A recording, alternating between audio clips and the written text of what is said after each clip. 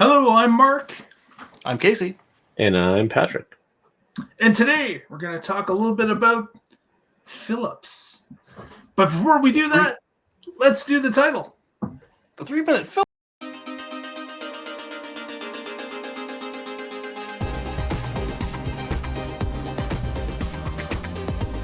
It's the Life Express.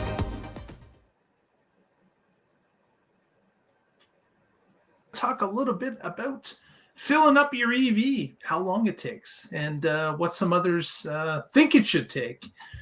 Casey, you've talked about every night fill-ups before, and what did you say that an average car would take to fill up at a gasoline pump? Yeah, so I got annoyed about a bunch of people coming to me after an article I had done or a video that I posted. They were just adamant that they could do a 3-minute fill up in their gas vehicle, and so I said, okay, well let's perform an experiment. Let's control this by not counting the time that it takes to detour out of your way to get to the station. Because even if the station's on your way, unless you work at the station, there's still at least the detour to make the right turn off the road and the right turn back onto the road, right? Absolutely. Yeah. So then I wanted to control for the time to leave the station. But we did leave in the time for if you run into a broken pump or you got to put in your loyalty code or at least activate the credit card machine. We didn't account for the amount of time if you had to go into the building, because even if you go at 3 a.m. or 5 a.m. or whatever time of day, there's always a line of 2 people talking to the clerk when you just got to get in and out. Where did these people come from? They weren't there when you got in there. Gnomes. They must be gnomes. But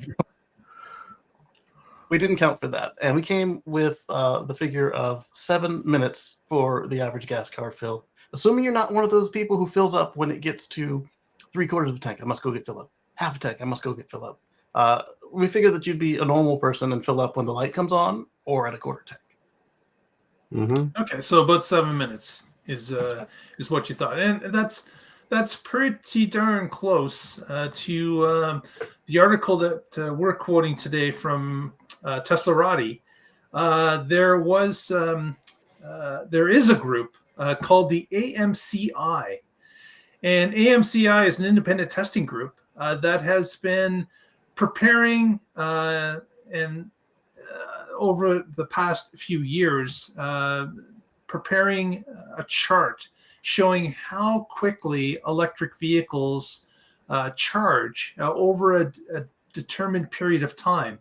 And they call it 6 minutes. Their testing is called MP6, 6 standing for the minutes it takes a typical gas stop to fill up, about 6 minutes. So in case you're not far off of what they thought. And 1 minute off. Yeah, just 1 minute. And what they wanted to do is of course they're pro EV. They'd like to see more EVs on the road, and they think that adoption can certainly be affected by how long you have to stay at the EV plug in order to get enough mileage to do what you're going to do. So they've been testing a number of different EVs over the past few years, plugging it in for 6 minutes straight, and then unplugging to see what kind of range that they're getting with those vehicles. This article indicated that the Tesla Model 3 Highland, the new update Model 3, has taken the lead in this test.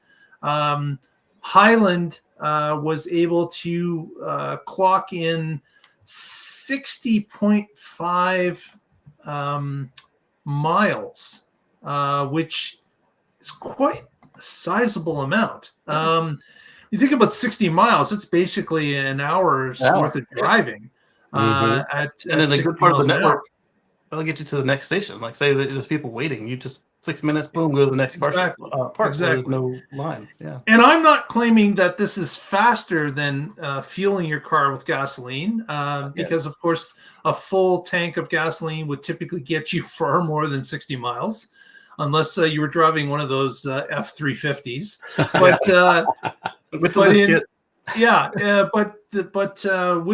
with this test, at least it's showing you what type of mileage you can get in that 6 minutes. And of course, there are some prerequisites as to how fast it charges, even because, of course, as Casey mentioned with a gasoline car, if you pull in with 3/4 of a tank already, you already have something in there. In the case of an electric vehicle, that means you're going to get a slower charge.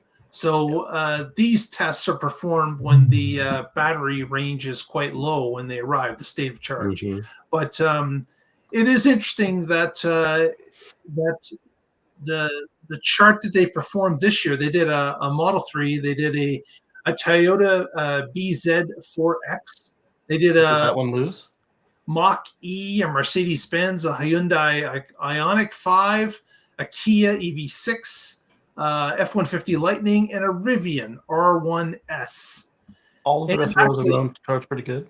And those were the order that they fell in for the test. So Tesla at the top with 60.5, Toyota with a 35 even, Ford Mustang with a 32.5, the Mercedes 31.5, the Ioniq 5 28 even, the EV6 23 even, the F-150 22 even, and the Rivian at the bottom, number 8 position, 20.5. What we know from those numbers is that it was nowhere near freezing, because the BZ would not have been number 2. If that was the case. Yeah, you would have to control for. How did the BZ even get there when it didn't have its lug nuts tightened?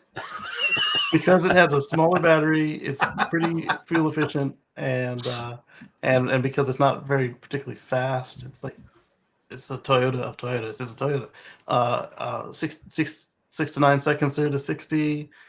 So it's easier to add some range to that thing, I imagine. All these tests were performed on a Tesla supercharger and use of a magic dock if it was required. Mm-hmm. So it was required. Yeah. So the Tesla was not. I don't think they used the magic dock with the Tesla and ran it through the conversion plug. No, I don't think they did. Double converted. So that leads me to wonder then if Tesla is still optimizing for some Toyota technology, because remember they used to have that partnership. And the very last time, they built the whole thing for Toyota essentially, but maybe they still kind of either had some lessons learned and shared talks, or maybe Toyota's like, hey, we remember that Tesla is quirky this way, so let's make sure we are compatible with the charging in case they open this thing up. Yeah. Well, and it's kind of, when you're doing this test, you're using a Tesla supercharger on a Tesla car, you really would expect it would perform quite well, because of course they control the hardware and the software, and they control it all. Mm-hmm. So this testing company next year apparently is going to be using some third-party chargers as well. So they're going to run the test with maybe an Electrify America or something else that is able to deliver the proper charge to all these vehicles, and Tesla will get the chance to run on someone else's hardware and software to see if it can keep up to the figures that were delivered this year. That's a little bit of logistics and finance there, because you got to obtain all those cars, rent them, borrow them, whatever. Then you got to pay for all the supercharging. Then you got to run all the cars down, which takes labor time, and then you got to charge them on the other system, which is more time and labor. So I don't hold this against them, but I am excited to see that they are going to try it another way, and hopefully they'll note, hey, this one did best on superchargers, this one did best on whatever we found. Oh, they also have to find one that is consistent and works, so that way when they come back to do the test, it's ready. So for some of the charging networks, finding one that's consistent and works with uptime is going to be a problem. Yes. I was kind of disappointed that in the list they didn't list, like a regular Model Y or an S to see what the comparison was for those vehicles on the same charger. But and of course with the Model 3 Highland being at 60, what was it, 60.5, it's almost double over the second placed 35 miles of the Toyota. So that's a big gap. They're head and shoulders above the exactly. And it's almost 3 times faster than the Rivian. Right. Well, I mean, you're looking at a smaller sedan, not small. It's not small by any means. It's an average sized car. versus a mid-sized truck with a little extra junk in the trunk, being the 1,000 pounds of batteries. Right. So yeah, this is interesting because the result is miles, right? Miles, yeah, And not percent. Or, yeah. that's not the same as how much energy went in, because it also has to do with the efficiency of the vehicle using that energy. True. But when you look at non-EV drivers, that is what they know, and Yes, that's what they're going to yeah, compare. So I that's agree. fair. That's the metric that Yeah. makes sense. But I mean, just when we are analyzing the data, that's something to think of. Yeah, And it would be absolutely. nice if they gave us both numbers. Yeah, How because much as the EV energy person, you're going to went care in. about the percent, and you'll Yeah, just know if efficient or inefficient EV. And that's right. something like that Market touched on in the beginning of this. He said that uh, people are going to ask, how far can I get on a charge? Is this going to inconvenience me? And that's something that's going to come up. Uh, right now, when I'm just taking the Model X around, which it's one of the least efficient, not Model X's in general, but my Model X, the people in D old Hmm. combo. It's old and it's people in D. It doesn't supercharge all that fast anymore. And Mm. so just like every other Tesla, I can get somewhere significant in 30 minutes if it's just the car and it's not overloaded. Uh, but as we just saw with the Highland, you get somewhere a lot further if you give it 15 or 30 minutes than I would be able to get. But then, say with my last towing adventure, uh, it wasn't ideal at all. I was going uphill from Florida. It was Hmm. headwinds all the way, and if it wasn't a headwind, Hmm. it was a thunderstorm or both headwinds and a Hmm. thunderstorm. I got a maximum of 90 miles per segment, and I don't know anyone that's not really gung ho for the cause or really cheap or both that would be willing to put up with that Hmm. versus the 200 or so miles you get on a gas or diesel truck while towing that same sort of ratio of frontal area to fuel economy hit from what you normally get. Yeah. Yeah. Right. And I'm going to do it, especially because I've got supercharging for life on that car. But if the opportunity came up that I could get something like a Cybertruck with the extended range pack, Hmm. I might not actually go any further than the 90 miles, but it will be nice to be able to go further than the 90 miles in those conditions. And I'm not saying it's 90 because this trailer weighs less than anything I've ever towed, but it does have a more frontal area. And Hmm. typically I get anywhere between still 200 or just 110, 120 miles of range, depending on how fast I'm going, what I'm towing, and how heavy it is, that sort of thing. Yeah. Yeah.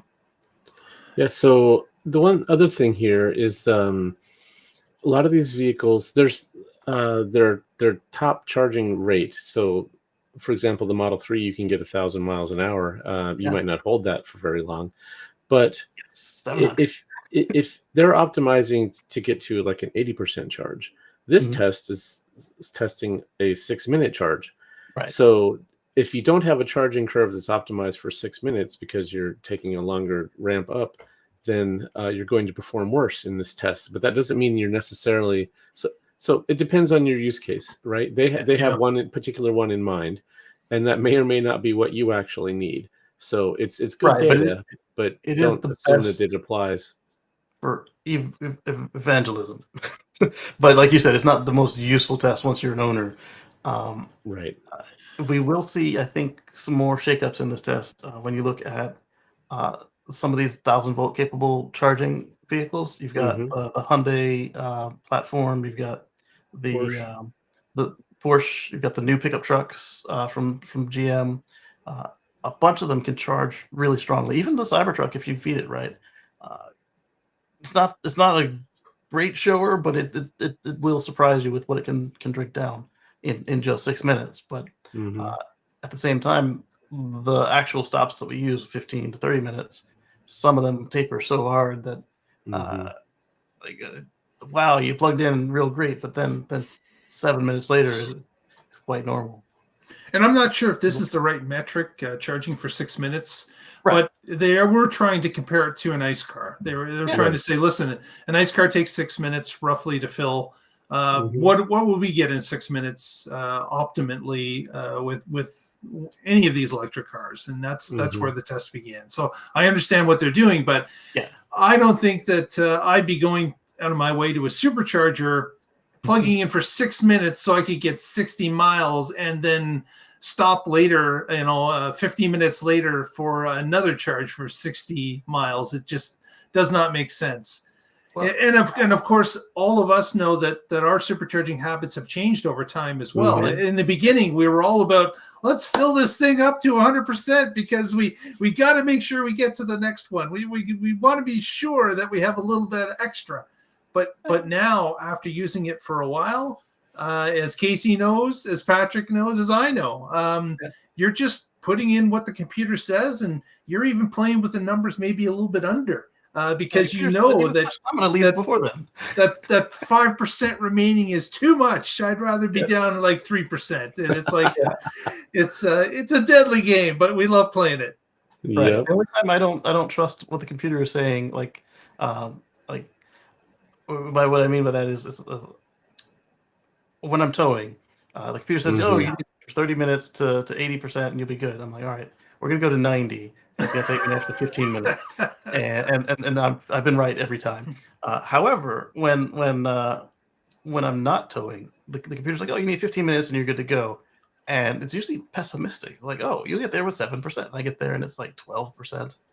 Right. And so, as long as it's not extreme weather, I just unplug when I see it says that I'll be at some comfortable parameters getting there. Oh, you'll get there at 10%. Okay, great. Well, actually, I usually do 20. Because that's where this particular vehicle charges fastest. All right, I'm gonna get there at 20. Perfect. Plug in, it charges fast, and usually it's right. But if I'm on the edges of the network, I'll listen to the computer because of how conservative it is. But if I know that I can just boop boop on the screen, or worse, it can say slow down below 60 miles an hour to get there, and I just keep blowing on through, and it'll automatically figure it out, or I can manually do it. I'll do that if we're like in the heart of the network. But what I think is really cool about this 6-minute deal, right now it still looks bad, but imagine as we get closer. We just saw the demo from StoreDot and Cattle showing how fast they can charge a production EV in their systems. Imagine when they get down to say even just 8 minutes for a reasonable fill. Then they go do this test and you say, "Hey, you get only 180 miles per 6-minute charge," and all the cats people look at you like, "You only get a full charge in 6 minutes? Let's go!" Right? Yeah. So I can do my 6-minute abs and get a full charge. There you go. There you go. I was wondering if that would show up somewhere in this show.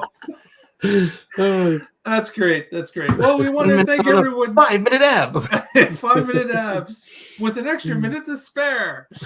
So, we want to thank everyone for watching today. Again, check us out Monday and Wednesdays. And also, Casey, what do you got going on Sunday? So check us out Sunday on youtube.com/Casey Green for Let's Chat with Casey and Friends. You'll see me and maybe some friends. And we're going to talk about everything going on in the world of greenness and EVs and my new project with the HV Nomads. Right now, it's kind of just administrative and paperwork. But once I get that license plate in, we're going to go take some adventures and see if that 90 miles segment is really just because of the wind and the uphill, or if I'm not going to see much better than 93 miles. Oh, good luck. But catch you at 1:10 Eastern on Sunday, and then we'll come back here again on Monday for the Tesla Life Express like this, and then on Wednesday again for the Tesla Life Live.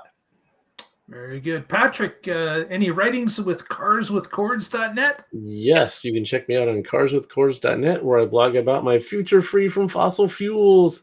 And I'm also with the Oregon Electric Vehicle Association. You can check them out at oeva.org. Thanks. Very good. Have a great evening, everyone. We'll see you soon. See you on the flip side. Bye.